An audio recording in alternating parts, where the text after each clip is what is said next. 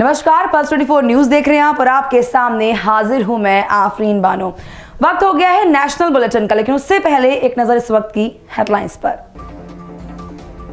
भारत के अंतरिक्ष यात्री शुभांशु शुक्ला ने रचा इतिहास का 41 साल बाद अंतरिक्ष में फिर लहराएगा तिरंगा। प्रधानमंत्री नरेंद्र मोदी ने भी दी शुभकामनाएं। देश में इमरजेंसी लगे हुए 50 साल पूरे, बीजेपी ने मनाया संविधान हत्या दिवस। कहा आपातकाल लगाने के लिए बिना शर्त माफी मांगी कांग्रेस। संविधान को लेकर मल्लिकार्जुन खड़गे का बीजेपी पर पलटवार। कहा संविधान बचाओ यात्रा से घबरा गई बीजेपी, अपने झूठ छुपाने के लिए नाटक कर रही है बीजेपी। हल्द्वानी में अनियंत्रित होकर नहर में गिरी कार, हादसे के दौरान 4 लोगों की मौत। सीएम पुष्कर सिंह धामी ने जताया दुख। अकोला पुलिस की ऑपरेशन प्रहार के तहत बड़ी सफलता, जुआ खेलने वालों के खिलाफ की कार्रवाई। 17 लोगों को पुलिस ने किया गिरफ्तार। अब खबरें विस्तार से। भारत के अंतरिक्ष यात्री शुभांशु शुक्ला ने इतिहास रच दिया है, जहां शुभांशु शुक्ला एक्सियोम मिशन 4 के तहत इंटरनेशनल स्पेस स्टेशन के लिए रवाना हुए। उनके साथ 3 अन्य एस्ट्रोनॉट भी स्पेस स्टेशन जा रहे हैं। शुभांशु शुक्ला इस मिशन के पायलट हैं। इस बीच शुभांशु शुक्ला ने सोशल मीडिया पर पोस्ट कर लिखा है कि 41 साल बाद अंतरिक्ष में फिर भारत का झंडा लहराएगा। तो वहीं दूसरी तरफ देश के प्रधानमंत्री नरेंद्र मोदी ने भी एक्स पोस्ट कर लिखा कि हम भारत, हंगरी, पोलैंड और अमेरिका के अंतरिक्ष यात्रियों को लेकर अंतरिक्ष मिशन के सफल प्रक्षेपण का स्वागत करते हैं।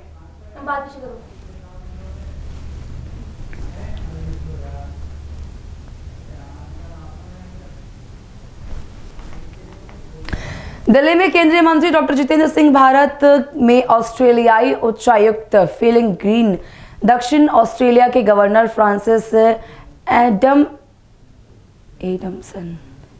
दिल्ली में केंद्रीय मंत्री डॉक्टर जितेंद्र सिंह भारत में ऑस्ट्रेलियाई उच्चायुक्त फीलिंग ग्रीन, दक्षिण ऑस्ट्रेलिया के गवर्नर फ्रांसिस एडमसन एसी और अन्य लोग एक्सियोम 4 मिशन के प्रक्षेपण पर जश्न मनाते हुए नजर आए।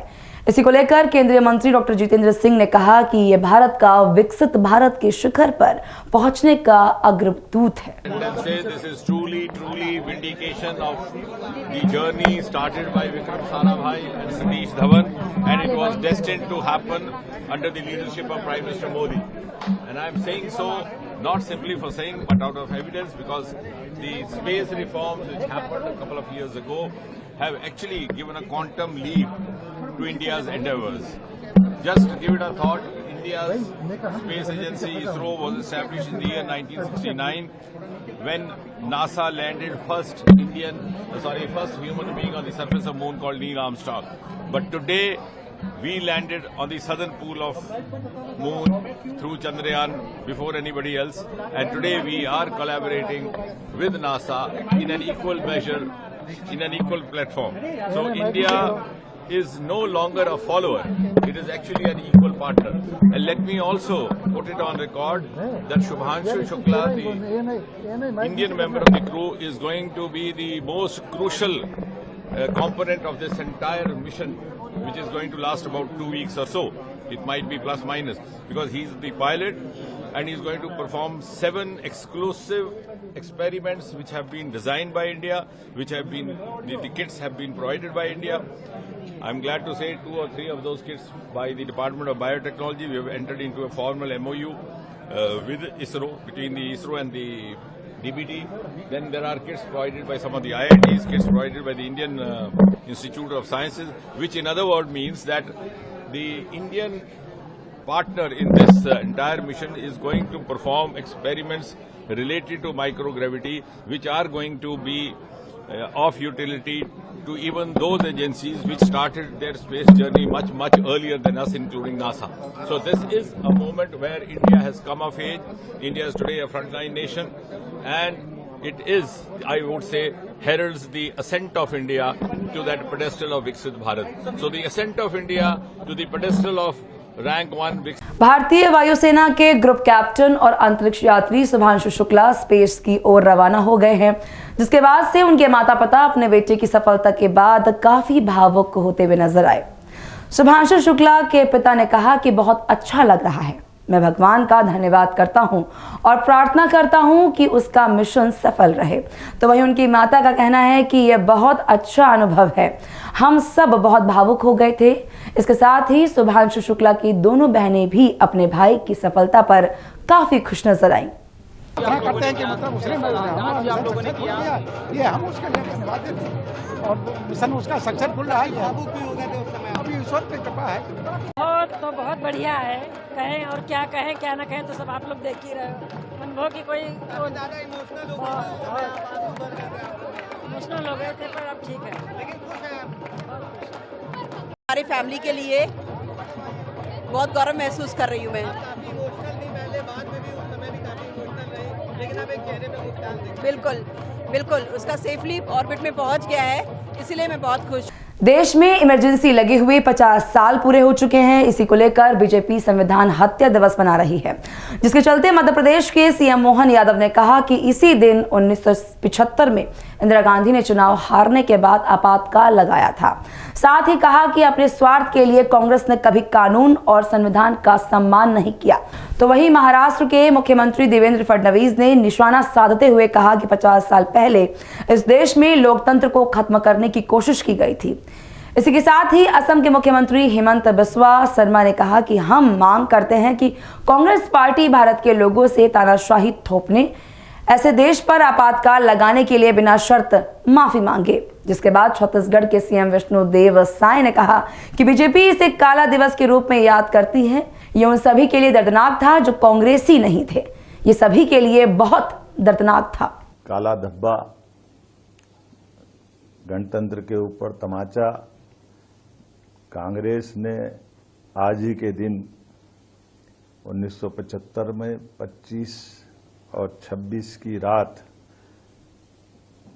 ये जो कलंक लगाया था, इंदिरा गांधी जी ने अपने चुनाव हारने के बाद कोर्ट के द्वारा दिए गए निर्णय के परिप्रेक्ष्य में, चूंकि कोर्ट ने उनके चुनाव का योग्य बताते हुए राजनारायण जी को विजयश्री देने का निर्णय सुनाया था।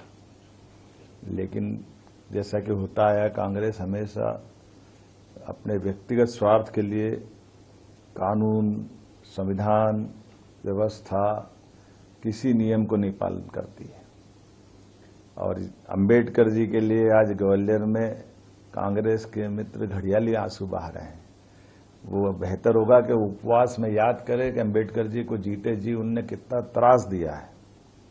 अंबेडकर जी को जीते जी जिस संविधान निर्माता ने संविधान बनाया, उसको उस निर्वाचन की प्रक्रिया से उस पार्लियामेंट में भी नहीं जाने देने का पाप अगर किसी के सिर पे है तो कांग्रेस के सिर पे है। कांग्रेस ने उनको एक भी चुनाव जीतने नहीं दिया। उपचुनाव जब उनके दो पार्टी के जीते, एक उपचुनाव में उनके सदस्य ने इस्तीफा देकर उनको निर्वाचन का मौका दिया, तो प्रधानमंत्री रहते हुए तत्कालीन प्रधानमंत्री श्रीमान जवाहरलाल नेहरू उस उपचुनाव में भी प्रचार करने गए और वहां पर भी उनकी आत्मा उनको हरा करके मानी। दुर्भाग्य के साथ कहना पड़ेगा, वो जीते जी उनको जितना कष्ट दिया, मरने के बाद भी, उनके शरीर छूटने के बाद, एक ऐसे महान अंबेडकर जी जिनने अपने जीवन के सभी पक्षों से समता आधारित समाज, संविधान, कितना योगदान दिया, लेकिन उनको देहावसान के बाद दिल्ली में उनके अंतिम संस्कार का भी मौका नहीं दिया है। मजबूरी में उनकी उस मृत शरीर को लेकर के हवाई जहाज से बंबई जाना पड़ा और उससे बढ़कर के कांग्रेस के लोगों ने अन्याय करते हुए उस विमान के किराए का वसूली भी उनकी पत्नी से की। कल्पना कर सकते कि कांग्रेस कहां तक नीचे जा सकती है। जीते जी उनको काम नहीं करने देती है, जीते जी उनके कष्ट बढ़ाती है, हारने के मजबूर करती है, शरीर छूटने के बाद जलाने का मौका नहीं देती है। जिस विमान से ले जाते हैं उस विमान का किराया उनकी पत्नी से वसूल करती है। तो आज का दिन अच्छा है, ग्वालियर में कांग्रेसी मित्र उपवास कर रहे हैं। बेहतर होगा कि वो अपने उस कांग्रेस के अतीत के पापों की क्षमा प्रार्थना करें। और ये जो पूरा घटनाक्रम अंबेडकर जी के प्रतिमा को लेकर के ये पूरा संकट खड़ा किसने खड़ा किया? कांग्रेस ने पहले विरोध किया और कांग्रेस ही आज बजाय ये कोर्ट में, हाई कोर्ट के चीफ जस्टिस की कमेटी के पास जाए, उनसे वहां निवेदन करे कि हाँ आप जल्दी निराकरण करो, हमारा पक्ष सुनो, लेकिन बजाय वहां करने के वोट की राजनीति करने और ग्वालियर में जनता को मूर्ख बनाने आए। जनता सब जानती है और बहुत अच्छा संयोग है। जिस दिन वो संविधान की आत्मा रोई थी, संविधान के साथ अन्याय करा था कांग्रेस ने, उस दिन उनने उपवास करते हुए ये दोनों झूठ के पर्दे खुलेंगे। अंबेडकर जी के साथ उनके द्वारा किया गया अन्याय और संविधान के साथ, संविधान में संशोधन 42वां और 39वां, जिसके आधार पर इंदिरा गांधी जी ने अपने आप को प्रधानमंत्री पद को सभी न्यायालयीन कार्रवाई से ऊपर मान लिया था। ऐसा तो कभी हुआ ही नहीं, जिसको शाह आयोग कमीशन ने बाद में सिद्ध किया कि हाँ ये गलत हुआ है 1978 में, कि आपातकाल भी गलत था और ये संविधान का संशोधन ही गलत है। इससे बढ़कर क्या होगा? तो बेहतर होगा कांग्रेस अपनी आत्मा के अंदर टटोले और लोकतंत्र की भावनाओं को जाने। जनता इसीलिए उनको घर बिठाती है और ऐसी हरकतों से और जनता की इस देश में लोकतंत्र को समाप्त करने का प्रयास हुआ था। स्वर्गीय श्रीमती इंदिरा जी ने न केवल इमरजेंसी लगाकर सारे विपक्ष के लोगों को जेल में डाला था, बल्कि भारतीय संविधान को इस प्रकार से बदला था कि भारत रत्न डॉक्टर बाबा साहेब अम्बेडकर जी जो ये कहते थे कि संविधान में फंडामेंटल राइट्स ये मेरे लिए सबसे महत्वपूर्ण है, उनको समाप्त करके डायरेक्टिव प्रिंसिपल को उनकी जगह दी गई थी। और जो प्रधानमंत्री का पद है और प्रधानमंत्री का जो चुनाव है उसको किसी भी न्यायालय के परव्यू के बाहर निकाल दिया गया था और न्यायालय को, सर्वोच्च न्यायालय को संसद के अधीन लाने का प्रयास संविधान को बदलकर किया गया था। तो भारत की लोकतंत्र को समाप्त करने का काम 50 साल पहले स्वर्गीय श्रीमती इंदिरा जी ने किया था, लेकिन भारत के लोकतंत्र संग्राम सेनानियों ने जयप्रकाश नारायण जी, अटल बिहारी वाजपेयी जी, जॉर्ज फर्नांडिस जी, मोरारजी भाई देसाई, लालकृष्ण आडवाणी जी, इनके जैसे बड़े नेताओं ने मिलकर एक ऐसी लड़ाई लड़ी कि जिसके कारण भारत का संविधान बचा और भारत का लोकतंत्र बचा। इसलिए दिन बहुत महत्वपूर्ण है। हमारे पीढ़ियों को ये बताना होगा कि भारत का लोकतंत्र हमने बचाया है। Minister Indira Gandhi clamped emergency illegally and even she has gone to the extent of suspending fundamental rights of the people of India. There was a resistance movement led by Loknayak Jayaprakash Narayan and lakhs of people came out to the street and protested against the so-called declaration of emergency. Ultimately, India triumphed and Prime Minister Indira Gandhi has to withdraw the proclamation of emergency after 21 months. On this day, once again we are demanding that Congress party should offer an unconditional apology to the people of India for imposing dictatorship, for imposing emergency on a nation whose history and civilization is rooted in democracy. Congress party should also and must give an open declaration that they will never bring back emergency to our country. So does Indira Gandhi's grandson Rahul Gandhi is actually showing? Rahul Gandhi always demonstrated the constitution, but he must realize and must remember that it is his family and his party who has murdered the constitution, the spirit of the constitution and the soul of the constitution. 30 जून 1975 को इस देश की पूर्व प्रधानमंत्री श्रीमती इंदिरा गांधी इस देश में आपातकाल लागू की थी और एक तरह से लोकतंत्र की हत्या हुई थी, जिसको भारतीय जनता पार्टी काला दिवस के रूप में मनाती है। वो जो काल था वो आपके लिए भी बड़ा दुखदायी था? वो सबके लिए दुखदायी था, जितने भी गैर कांग्रेसी थे सबके लिए बड़ा दुखदायी था। अच्छा, एक राहुल गांधी जो है आए दिन जो है महाराष्ट्र चुनाव को लेकर बयान देते हैं, लेकिन चुनाव आयोग ने स्पष्ट किया है कि वो सीधी बात करें।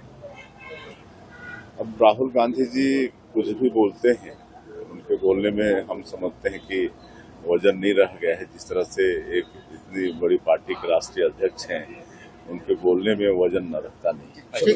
इमरजेंसी के 50 साल पूरे होने पर जहां एक तरफ मोदी सरकार कांग्रेस पर निशाना साधने में कोई कसर नहीं छोड़ रही है, तो वहीं दूसरी तरफ कांग्रेस ने भी बीजेपी पर निशाना साधा।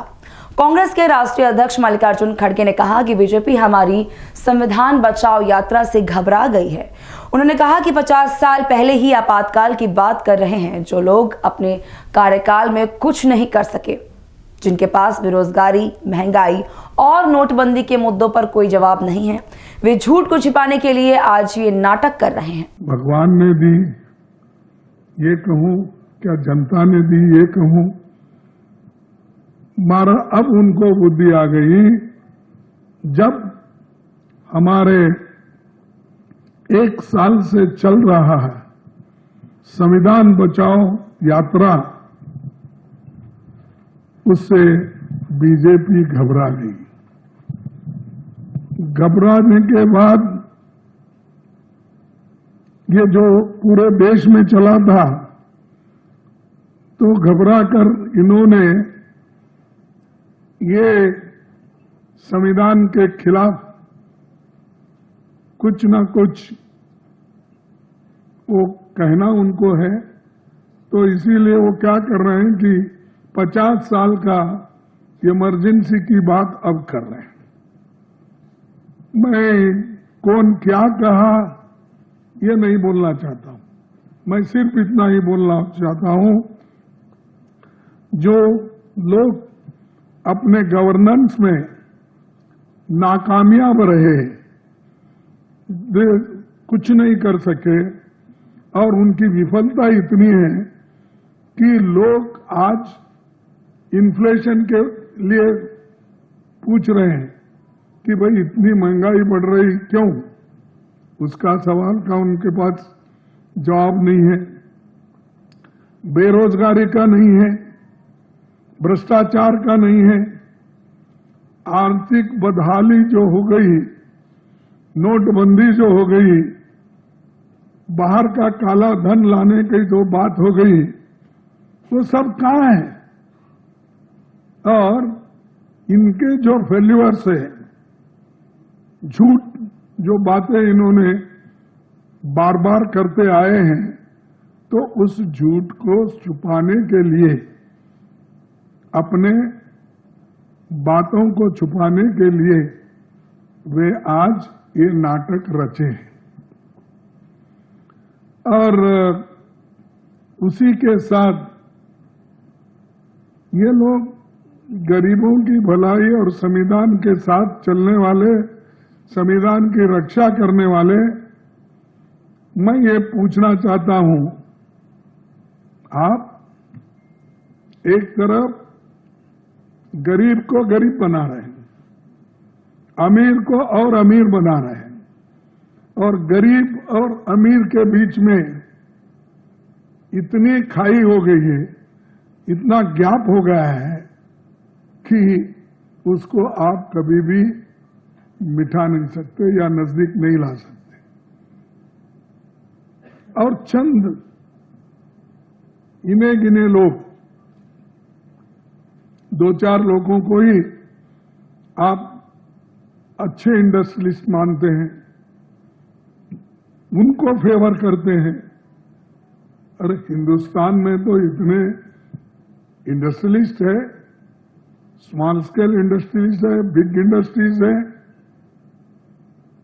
और पब्लिक सेक्टर्स हैं, उनको छोड़ के आप सिर्फ 1-2 लोगों के साथ दोस्ती करके अपने दोस्तों को पूरा देश का धन, कार्यक्रम, पब्लिक सेक्टर्स आप बेच रहे हो, दे रहे हो, ये कौन सी बात होगी?